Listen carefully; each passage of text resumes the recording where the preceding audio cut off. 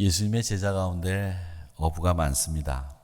예수님이 활동하신 곳이 갈릴리 가버나움이 중심이었기 때문에 어부가 많다고 생각할 수 있습니다. 누가복음 5장 1절에서부터 11절 말씀이나 마태복음 4장의 말씀을 보더라도 예수님이 게네사렛 혹은 갈릴리라고 불리우는 그 호숫가 또 혹은 바다라고 성경은 표현되어 있지만 그곳에서 이 어부들을 제자로 부르셨습니다. 그 어부들을 제자로 부르시는데 목사인 저도 가끔 그런 생각을 합니다. 왜 굳이 제자들이 어부여야 했을까? 제자의 임무를 담당하기에 좀 지식이 있고 유대율법을 잘 알고 사람들의 존경을 받는 랍비라면 어땠을까? 또 당시에 헬라어가 세계 공용어였거든요. 그리스 말이요.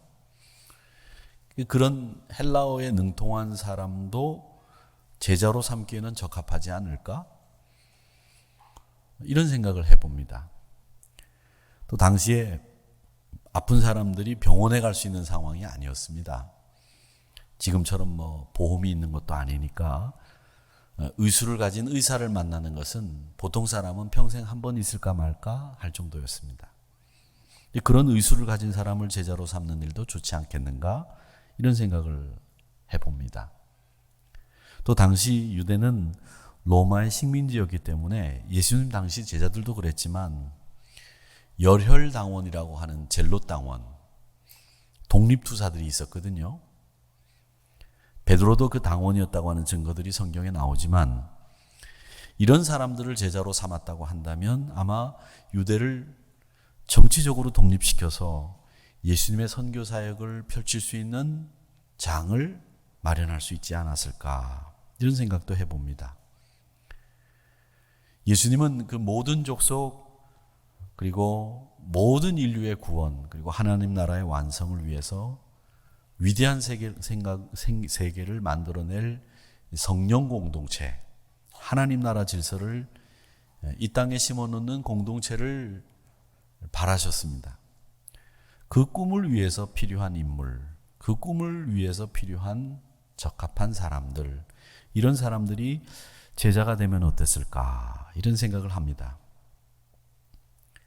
그래서 예수님은 복음의 씨앗이 되어서 심겨지는 십자가에 돌아가시는 일로부터 시작을 해서 자신의 뒤를 이어서 선교의 꿈을 펼쳐나갈 전도자를 찾는 첫 단계에서부터 이 사역이 시작이 됩니다. 그리고 제가 생각할 때도 예수님이 그 사역자를 찾는 일, 누구를 대상으로 할 거냐라는 것을 가지고 주님은 아마 깊이 기도하셨을 것이다 이런 생각이 듭니다. 근데 그 전도자로, 제자로 주님은 어부를 부르셔서 제자를 삼으셨어요. 어부들을 전도하라. 성령 부어 주시고 권능 더하시고 예루살렘과 온 유다와 사마리아와 땅 끝까지 이르러 내 증인이 되라. 그렇게 하셨습니다. 성도 여러분, 제자는 어떤 사람입니까? 제자는 자기 십자가 져야 됩니다. 자기 부인해야 됩니다. 가족과 직업 모든 것을 버리고 옛 관계를 끊어야 됩니다. 실제로 재물을 포기하고 예수님과 운명과 사명을 함께 나누는 사람들이 제자들이었어요.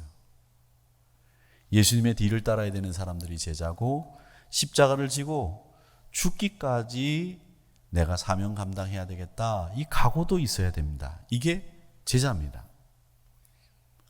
이 제자 이야기를 하면 우리는 제자 훈련 얘기를 해야 되겠죠.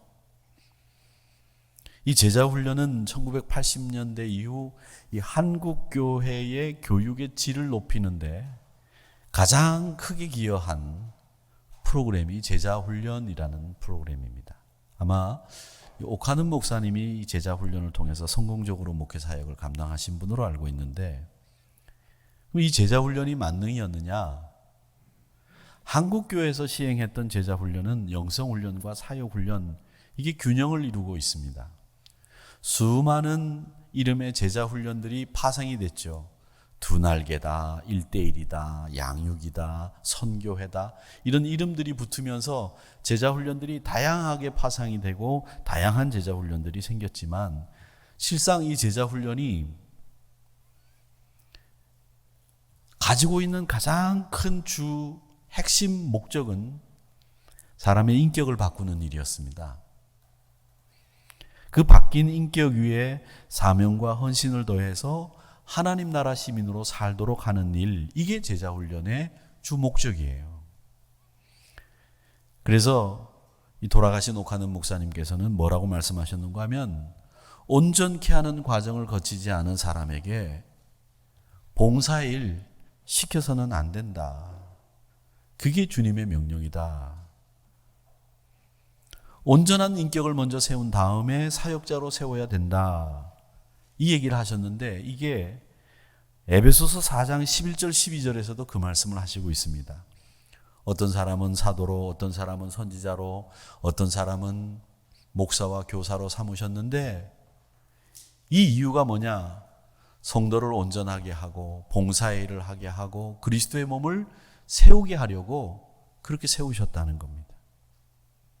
이 말씀은 잘 보시면 누군가가 사도가 되고 누군가가 선지자가 되고 누군가가 복음 전하는 자가 되고 목사와 교사로 세워져야 되는데, 그 사람이 되기 위해서는 먼저 온전하게 되고 온전하게 된 다음에 봉사의 일을 하고, 이 순서가 정해져 있단 말이죠. 아무리 능력이 있고 권세 있게 사명을 감당할 수 있는 사람도 그 사람이 인격적으로 완전하지 못하면 주님의 일에 적합하지 않다는 거예요.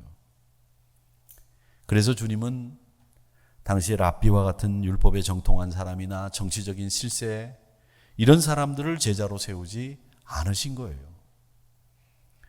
성도를 온전하게 하는 일, 그 일을 먼저 하고 봉사의 일을, 즉 사역을 맡겨야 한다. 에베소 말씀도 그렇고 주님도 그렇게 하셨다는 거죠.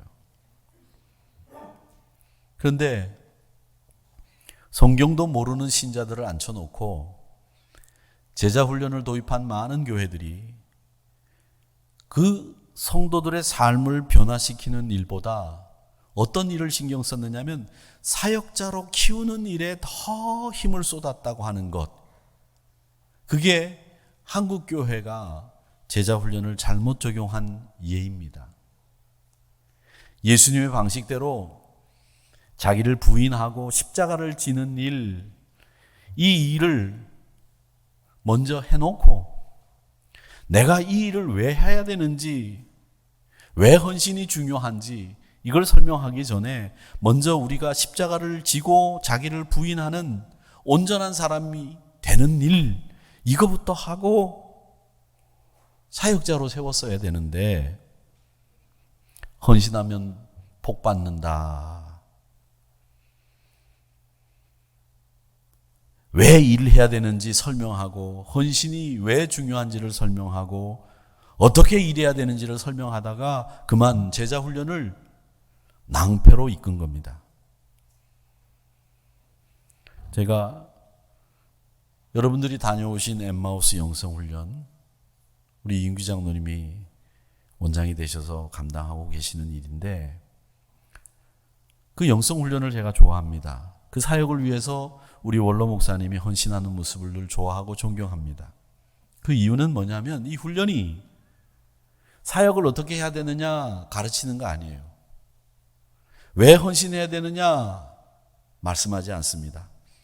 중요한 것은 우리가 온전하게 되기 위해서 애를 쓰고 온전하게 변하는 거, 이걸 이야기한다는 거죠.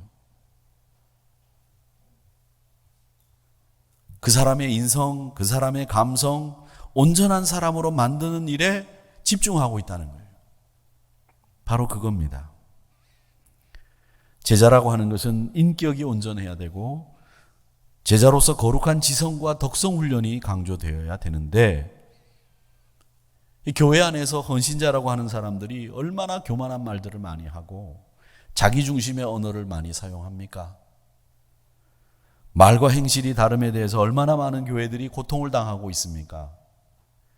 기본적인 온전함도 없는 그런 분들이 사역을 맡았을 때 일어나는 폐단들이 교회에 얼마나 많았느냐는 거죠.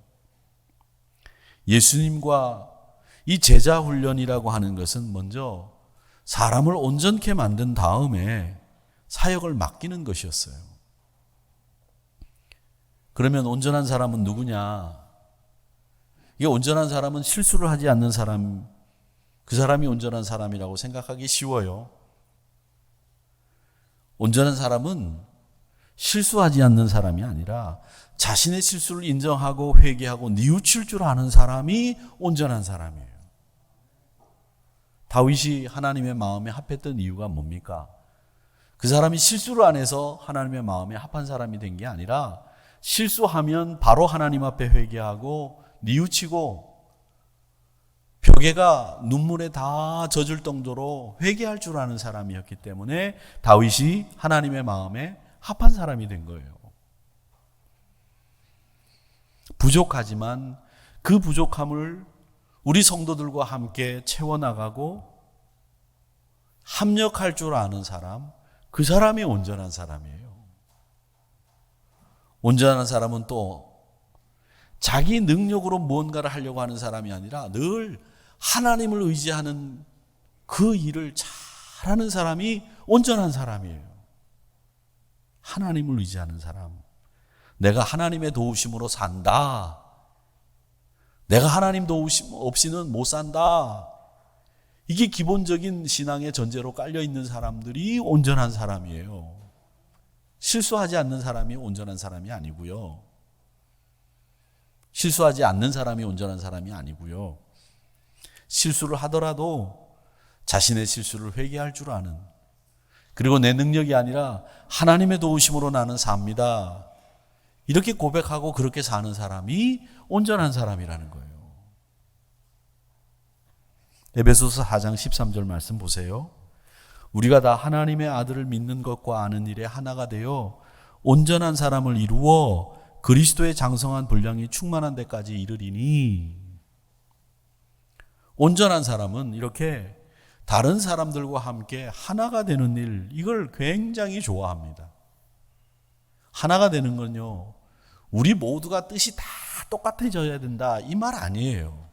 어떻게 우리가 환경이 다르고 살아가는 방법이 다르고 형편들이 다 다른데 어떻게 생각이 다 똑같아요? 다 다르죠. 그런데 뜻을 한 가지로 모아야 되는 일이 있다는 거예요. 이 13절 말씀에서 뜻을 한 가지로 모아야 되는 일이 뭐냐? 그건 하나님의 아들을 믿는 일, 하나님의 아들을 아는 일, 이 일에는 우리가 하나여야 된다는 거죠. 그것이 먼저 우리 안에 이루어져야 그 사람이 제자가 되고 전도자가 된다는 얘기예요. 예수 그리스도를 고백하고 그분을 알기 위해서 힘쓰는 전도자, 그 사람이 제자라는 거예요. 그 사람이 성도예요.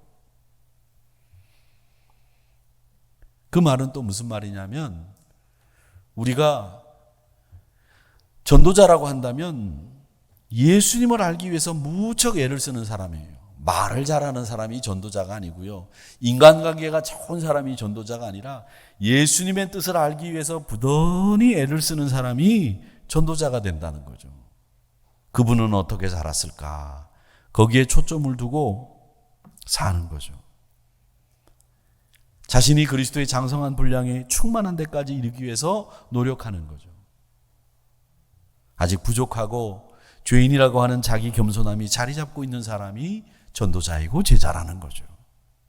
여러분, 능력이 아무리 탁월해도 그 탁월한 기본적인 자질이 그 사람에게 있어도 그 사람이 온전한 사람이 되는 일, 즉 하나님을 알고 예수님을 알고 예수님을 믿는 일에 하나가 되고 그 일에 애를 쓰지 않는다면 헌신의 자리에 서서는 안 된다는 거예요. 이 전도자로서 예수님의 제자 가운데 가장 먼저 얘기할 수 있는 사람이 누굴까? 물론 수제자인 베드로를 생각해 볼 수 있습니다. 베드로는 한 번 설교에 5,000명씩 회개하는 일이 일어났어요. 제일 먼저 그를 전도자로 꼽을 수 있겠습니다. 그런데 예수님의 제자 가운데서 전도자로서 가장 확실한 기본기를 갖춘 인물이 있습니다. 누구냐? 빌립입니다. 빌립. 이 빌립이라고 하는 이름은 말을 사랑하는 자, 이런 뜻을 가진 이름이에요. 말을 사랑하는 자. 베세다 어부 출신입니다. 갈릴리 바닷가에서 예수님을 만나서 제자가 되는데 요한복음 1장 43절 말씀에 보면 빌립을 예수님이 부르세요. 이튿날 예수께서 갈릴리로 나가시려다가 빌립을 만나며 이르시되 나를 따르라 하시니 빌립이 예수님을 따랐다. 근데 이렇게 예수님을 따르고 난 뒤에 그 밑으로 내려가 보면 45절에 바로 빌립이 예수님을 따라가면서 한 첫 번째 일이 나와요. 그 첫 번째 일이 뭐냐면 빌립이 나다나엘을 찾아 이르되, 나다나엘을 바로 찾아간 겁니다. 어쩌면 빌립은 친구를 가장 아끼는 사람일지 모르겠습니다. 너무 좋으면 사랑하는 사람이 생각난다고 하지 않습니까? 그 말이 딱 그대로 들어맞는 사람이 누구냐면 빌립입니다. 예수님 만나니까 너무 좋아요. 그래서 그 예수님에게 너무나 큰 은혜를 받고 그 은혜를 내가 가장 좋아하는 나다나엘에게 전해야 되겠다, 이런 생각을 하고 나다나엘을 찾아간 거죠. 자신이 받은 은혜, 자신만 가지고 있으면 그만이겠죠. 그런데 그걸 나누기 원했던 사람이 빌립입니다. 이 부분이 빌립을 아주 높게 평가할 수 있는 부분입니다. 좋은 것을 나눌 수 있는 사람, 자기가 받은 감격과 은혜를 잘 관리하면서 그걸 나눌 수 있는 사람이 누구였느냐? 빌립이었다는 거죠. 물론 이 사람 말이죠, 굉장히 의심이 많았어요. 도마처럼 의심이 많고 산술적이고 계산이 빠른 사람이었어요. 그런데 이 빌립의 장점은 다른 어떤 것보다 좋은 것 있으면 그걸 나눠야 되겠다고 하는 생각만큼은 가장 먼저 표현하고 실천한 사람이었다는 거죠. 터키 동남부에 가보면 유명한 온천지대 히에라볼리라는 곳이 있습니다. 그곳에 가면 아주 유명한 두 교회가 있는데, 하나가 차지도 덥지도 않아 미지근한 교회로 책망을 받은 라오디게아 교회가 있고요. 또 하나가 순교자 빌립의 교회입니다. 에베소 교회 감독인 폴리캅의 말에 의하면, 이 폴리캅 여러분 아시죠? 80살이 넘어서 로마 군인들이 이제 죽이려고 하니까 로마 군인들이 봐도 너무 노인이거든. 그래서 폴리캅에게 얘기합니다. 당신 어르신인데 너무 노인이신데 예수님 나 모른다고만 한 번만 말씀하시면 살려드리겠습니다. 그 노인네 죽여서 뭐 하겠어요? 그 로마 병사도 그렇게 얘기했어요. 그랬더니 폴리캅이 뭐라고 그랬습니까? 내 평생에 한 번도 예수님이 나를 모른다고 안 하셨는데 어떻게 내가 여기서 예수님 모른다고 할 수 있느냐, 이러면서 스스로 죽음을 맞이했던 분, 폴리캅입니다. 근데 그 폴리캅의 말에 의하면 이 빌립이 수리아 지역, 지금의 이란 지방, 이란, 거기까지 복음을 전하러 갔다가 터키 히에라볼리까지 내려와서 복음을 전하다가 주후 54년에 순교했다고 전해지고 있다는 거죠. 그렇게 말을 했습니다. 그래서 히에라볼리에 라오디게아 교회와 함께 이 빌립 기념교회를 만들었다는 거죠. 이 빌립이 우리에게 보여주는 모습은 내가 좋다고 생각하는 거, 내가 받은 은혜, 내가 받은 감격, 그걸 나누기 원했던 인물이었다는 겁니다. 그래서 저는 이 빌립이 예수님의 제자 가운데 가장 전도자로서의 사명이 투철한 사람이라고 소개시켜드리고 싶고, 여러분도 이 빌립과 같이 좋은 것을 나누는 일에 힘쓰는 제자 되시기를 축원합니다. 좋은 것을 나누고 싶은 마음, 그 심정을 가진 사람이 빌립이었다는 거죠. 어쩌면 우리 한국 분들과 마음이 아주 유사한 심성을 가진 분, 빌립입니다. 자, 그 다음에 제가 설교 서두에 말씀드린 것처럼 왜 어부들을 택하셨을까?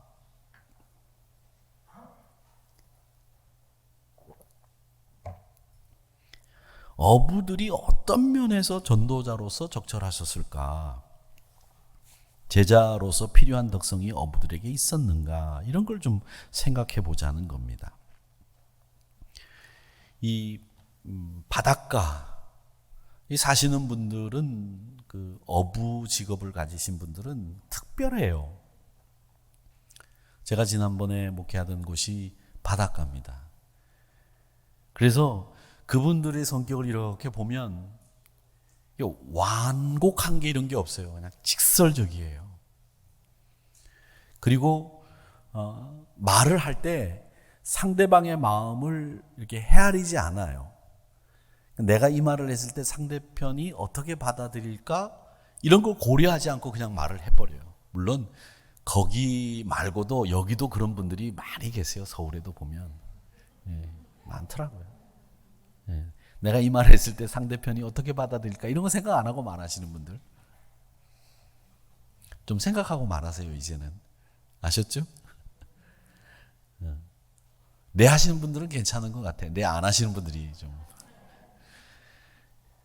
그런데 이분들은 그런 성격이 있지만 또 이 숨기고 또 이 앞과 뒤가 다르고 이런 건 없어요. 그냥 말한 게 다예요. 그런 분도 있더라. 그런 면도 있더라 하는 거죠. 근데 그 어부들을 예수님의 제자들로 주로 대부분 이룬 이유가 뭘까? 이 어부들은 목숨을 걸고 사는 훈련에 익숙합니다. 파도와 폭풍의 위험을 늘 경험합니다. 죽느냐 사느냐 넘나드는 이 광풍 속에서 생과 사에 초연해지는 경험과 훈련이 된 사람들이 어부들이에요. 그래서 어떤 분이 그런 얘기를 하시더라고요. 뱃사람들은 자기 발밑에 죽음을 두고 사는 사람들이다. 왜? 배밑이 바로 바다, 죽음과 연결되는 곳이기 때문에 발밑에 죽음을 얹고 사는 사람이 뱃사람이다. 이런 모습은 제자가 가져야 될 덕성이었죠. 목숨을 걸고 살아야 되는 제자의 직분에 가장 걸맞는 어부라고 하는 직업이 가지고 있는 그 특성이 제자와의 직임 수행과 딱 맞아 떨어지더라는 거죠. 제가 그 전에 목회하던 교회 얘기를 또 하지만 그 아덴만에서 우리 그 배를 이렇게 구출해 오고 뭐 이랬던 일들이 있었는데 그 아덴만에 소말리아 해적들이 굉장히 많이 나타나서 출몰을 해가지고 우리나라 배를 괴롭혔습니다. 그럴 때 교회 집사님 한 분이 선장으로 이제 배를 몰고 유럽까지 가야 되는데 이 아덴만을 거쳐서 소말리아 해협으로 해가지고 유럽을 가게 된 거예요. 기도를 받으러 오셨는데 유학을 가는 청년들을 기도해 봤고 비즈니스 때문에 해외 출장 가시는 분들을 기도해 봤지만 이 아덴만으로 그리스로 해서 유럽까지 가는 이 배를 끌고 가는 선장인 이 집사님을 위해서 기도할 때 저도 너무 간절하게 기도했던 그 기억이 아직도 생생합니다. 죽음이라고 하는 큰 장애물이 내 앞에 놓여 있다. 그걸 어떻게 넘어서 내가 이 배를 끌고 갈 건가? 비장하지 않을 수 없다는 거죠. 목숨을 걸고 사는 일에 훈련이 되어 있는 사람들이 바로 이 사람들이라는 거죠. 또 어부들은 함께 일하는 것이 일상화된 사람들입니다. 선원들 보시면 요즘에 다국적 사람들이 같이 공동생활을 하죠.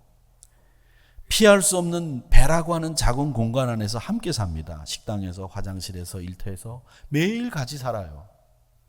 갈등을 피할 수가 없죠. 갈등이 있어도 다시 만나야 됩니다. 여기는 갈등이 있으면 그 사람 안 만나면 되는데 거기는 안 만날 수가 없어요. 함께 배 안에 있는 동안에는 싫어도 좋아도 같이 있어야 됩니다. 그것이 어부, 뱃사람들 생활입니다. 또 위험에 처하게 되면 너나 나나 할 것 없이 그 위험을 극복하기 위해서 한마음으로 선박의 안전을 지키기 위해서 최선을 다해야 되는 사람들이 어부들. 함께 노력하지 않으면 다 죽는다는 걸 알기 때문이죠. 선원들은 배가 파손되거나 배를 떠나면 죽음에 처해진다는 것을 너무나 잘 알고 있기 때문에 뜨거운 공동체 의식이 생겨납니다. 선원들은요, 자기 뜻을 관철하기 위해서 배를 깨트리지 않습니다. 왜? 배를 깨트리면 자기는 살아날 수가 없다는 거죠. 자기도 죽는 거죠. 배가 위험에 처해지면 자신도 그 배와 함께 운명을 같이 하기 때문에 배를 항구까지 꼭 끌고 가야 되는, 살아서 같이 돌아가야 되는 운명 공동체라고 하는 생각을 하기 때문에 배가 위험에 처해지면 갈등을 하다가도 배를 구하기 위해서 죽을 힘을 다해서 힘을 모으는 거죠. 그래서 이 제자들이 어부로 택하셨고 그 어부들의 그런 직업적인 특성 때문에 제자로서 적합하기 때문에 예수님은 제자들을 어부들로 구성하셨던 겁니다. 또 어부들은 보면요, 하늘만 바라보는 자세를 가졌습니다.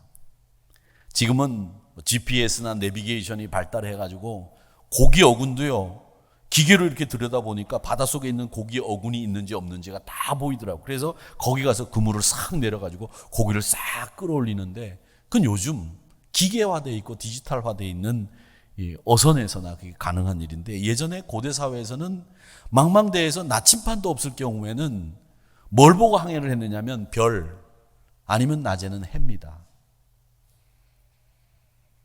연안을 항해할 때는 등대를 보고 항해를 하지만 그 어부들의 여정에는 항상 뭐가 있었느냐? 별, 태양. 그 별과 태양이 바로 주님이 된 사람들이 어부들, 제자들이었어요. 아무것도 보이지 않는 칠흑 같은 밤, 오직 바라볼 거 뭐밖에 없습니까? 주님밖에 없다.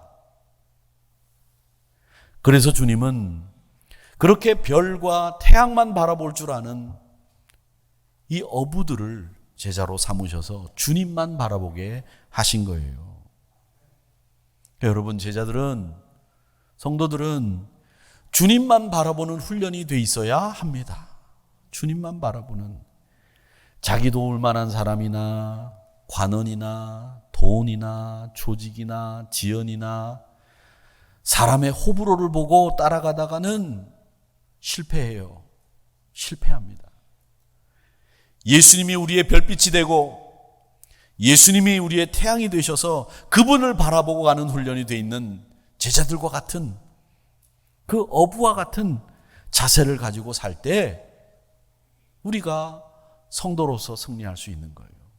그렇기 때문에 여러분, 별빛이, 태양이 그들의 삶의 나침반이 되었듯이 예수님의 그 인생의 나침반이 된 것처럼 우리도 예수님만 바라보는, 하늘만 바라보는 자세로 여러분의 믿음 생활을 잘 감당하시기를 바랍니다. 또 어부들은요, 단순하고 진취적이에요. 어부들은 물고기를 잡는 일, 사명, 그게 삶의 소재고 전부예요. 복잡하지 않습니다. 음흉하지 않습니다. 이 물건을 팔기 위해서 사람을 속이는 상술이 없어요. 그냥 바다처럼 거칠고 단순합니다. 제자들은 이런 면이 있어야 돼요. 복음 앞에서는 야성이 있어야 돼요. 야성. 삶에서는 온유하고 온화해야 됩니다. 복음 앞에서는 거칠고 단순해야 돼요. 복음을 위해서라면 거칠게 난관을 뚫고서라도 극복할 수 있는 이런 면이 있어야 된다는 거죠. 복잡하면 안 돼요. 영혼 구원, 이게 우리의 사명이고 하나님의 교회를 세워나가는 일, 이게 우리의 전부여야 돼요.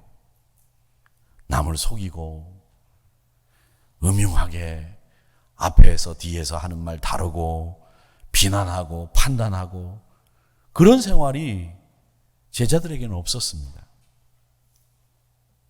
순전한 복음의 감격이 넘쳐나고 성령 충만으로 그의 능력이 넘쳐날 수 있었던 까닭은 그들의 삶이 그렇게 단순하고 진취적이었기 때문에 어려움을 만나도 그 어려움, 어떤 어려움이라도 난 극복하고 한국까지 가야 된다.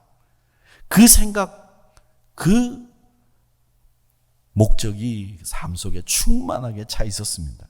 그래서 오직 목적은 항구에 닷을 내리는 삶에 익숙한 거죠. 그게 제자들의 삶입니다. 어부들이 배에 오르면서 제일 먼저 생각하는 게 뭔지 아십니까, 여러분? 배에 오를 때. 배에 오를 때 보면 이제 그 배에서 6개월씩, 3개월씩 이렇게 배가 떠나지 않습니까? 그러면 그걸 이제 이렇게 항구 근처에 가보면 그 배에 필요한 6개월치 식량, 뭐 자재, 뭐 이런 거 여러 가지가 선원들이 같이 생활하니까 필요할 거 아니에요. 그걸 필요한 물품을 딱 오다를 내리면 그걸 한목에 딱 사가지고서 딱 공급해주는 회사들도 항구 근처에는 있어요. 그걸 본인들이 가서 다 사는 게 아니고 선장이나 혹은 사무장이 딱 이렇게 필요한 물품들을 오다를 딱 내리면 그걸 한꺼번에 딱 구입을 해서 납품을 해주는 그런 회사들도 있거든요. 그런 회사들이 이제 물품을 다 싣고 확인되고 하면 이제 배가 출항을 하게 되는데, 출항할 때 선원들이 배에 오르면서 제일 먼저 생각하는 게 뭔지 아십니까? 배에 내릴 생각을 한다는 거예요. 내릴 생각. 전도자는 그렇습니다. 우리가 지금 출항을 해서 바다를 항해하고 있지만 우리는 늘 이 배에서 내릴 생각을 하는 거예요. 그 배에서 내릴 생각이 뭐냐? 내 고향 천국, 아름다운 하나님 나라, 그걸 생각하면서 사는 게 어부들의 생활이에요. 선원들의 생활이에요. 내 고향 천국과 연결되어 있는 삶을 살면서 매일매일 믿음의 항해를 하는 게 우리들이라는 거죠. 그 나라에 도착할 날을 카운트다운 하면서 사는 거죠. 사랑하는 성도 여러분, 우리들에게는 사명이 있습니다. 그 사명을 감당하기 위해서 우리에게는 하나님이 예비하신 은총이 있어요. 그 예비하신 은총을 외적 소명이라고 합니다. 내적 소명이라고 하는 것은 목사가 되기 전에 하나님이 저를 부르시는 거예요. 하나님이 저를 부르세요. 야, 창룡아, 너 목사 돼야 된다. 내가 창룡아 그렇게 얘기했다고 해서 제가 창룡아 그랬다고 해서 여러분도 저보고 창룡아 그러지 마세요. 저를 부르시는 거예요. 예, 제가 여기 있습니다. 그런 부르심과 응답이 내적 소명이에요. 그런데 내적 소명이 있는가 하면 외적 소명도 있어요. 외적 소명. 그 외적 소명이라고 하는 게 뭐냐? 목사로서 그래도 말은 할 줄 알아야 될 거 아니에요. 말은. 내적 소명은 분명히 있는데 외적 소명이 없어. 말을 잘 못해. 무슨 말을 하려고 하면 뜸을 들이는데 5분 흘러가고, 말하면 도통 무슨 소리인지 못 알아듣고, 지금도 못 알아듣는 분이 많지만 그건 제 잘못이에요. 그건 외적 소명이 부족하면 안 되는데, 그래도 대부분 여러분 제가 무슨 말 하는지 알아듣지요? 네, 들어요. 보니까 듣는 것 같아요. 이런 외적 소명이 있어야 돼요. 그리고 보는데 너무 보기가 안 좋아. 보기만 하면 진저리가 쳐져 막 소름이 돋아. 이러면 안 되잖아요. 그렇죠? 저 보면 어떤 생각이 들어요? 진저리가 쳐지고 막 소름이 돋아요? 그건 아니죠. 그게 다 외적 소명이에요. 적어도 그런 외적 소명도 내적 소명과 함께 있어야 되는 거예요. 그게 예비된 은총이에요. 제자들이 예수님이 부르셔서 예, 제가 따라가겠습니다. 내적 소명이죠. 그런데 그 제자들에게는 하늘만 바라보는 외적 소명이 그 삶을, 직업을 통해서 몸에 익숙해져 있었고요. 또 그들은 무엇보다도 갈등이 있어도 함께 있는 것이 일상화되어 있어서 그 갈등 속에서도 이 배를 깨트리지 않고 끝까지 이 배와 함께 한국까지 가야 되겠다고 하는 그들의 외적인 소명이 있었고요. 단순하고 진취적인 삶의 외적인 소명이 있었기 때문에 예수님은 그 제자들을 업으로 구성하셨던 거예요. 그렇다고 한다면 우리는 이런 질문을 해봐야 됩니다. 그러면 나는 그런 외적 소명, 내적 소명은 있다고 하더라도 외적 소명은 있느냐라고 했을 때 여러분 자질을 갖추고 계세요. 내가 온전하냐, 온전하지 못하냐, 그건 여러분 자신이 여러분에게 물어야 됩니다. 물론 우리는 실수하지 않는 사람 없습니다. 다 실수합니다. 그런데 성경은 오늘 온전해야 된다고 말씀하시는데 그 온전이 뭐냐? 주님을 아는 일, 주님을 믿는 일, 이 일에 한 해가 되고 주님을 알기 위해서 애쓰는 일을 한다면 그 사람은 온전한 사람이라는 거예요. 에베소서 4장 13절의 말씀이 성경에 말하는 온전한 사람이라고 하는 것은 실수하지 않는 사람이 아니라 주님을 아는 일, 주님을 믿는 일에 힘쓰고 혹여 실수했다고 하더라도 회개하고 뉘우칠 줄 알고 하나님 한 분만 바라면서 그분의 능력으로 내가 삽니다라고 하는 이 인식을 가지고 있으면 신앙에 있어서 이 사람은 온전한 사람이라고 인정한다는 것이 에베소서 4장 13절의 말씀이에요. 주님의 일을 위해서 우리는 이렇게 온전한 사람이 되어야 되겠는데 간사한 일이나 사람의 속임수나 유혹이나 교훈의 풍조에 밀려서 요동하지 마십시오. 참된 것을 사랑 안에서 행하시고 그리스도에게까지 잘하는 여러분 되시기를 주의 이름으로 축원합니다. 저는 이 말씀을 보면서 정말 은혜 받은 말씀 한 단어가 있어요. 그게 뭐냐 하면 여러분 어떤 말씀이냐 하면 뭐라고 얘기하느냐면 범사에 그에게까지 잘할지니라 이렇게 말씀하시고 있습니다. 범사에 그에게까지 15절입니다. 제가 다시 한번 읽어보겠어요. 오직 사랑 안에서 참된 것을 하여 범사에 그에게까지 잘할지라. 저는 이 범사라는 말이 굉장히 은혜가 되더라니까요. 우리는 신앙생활하는 이 믿음 생활 안에서만 잘하면 되겠다 이렇게 생각을 하는데 성경은 네 믿음만 잘하는 게 아니라는 거예요. 네가 운영하는 가게, 네가 운영하는 기업, 네가 다니는 직장에서도 범사에 그에게까지 그리스도에게까지 잘해야 된다는 거죠. 그러니까 여러분의 기업도 그리스도가 장성하고 풍성한 충만한 데 있는 그런 모습처럼 키우셔야 된다는 거예요. 범사에 교회 안에서만 신앙적인 말만 하고 바깥에 나가서는 세상 말하는 이런 사람이 아니라 세상에 나가서도 신앙의 말로 그들을 권면하고 범사에 그리스도의 모습을 드러낼 수 있는 범사에 그에게까지 잘하는 그 사람이 주님이 바라는 전도자 여러분이시기를 주님의 이름으로 축원합니다.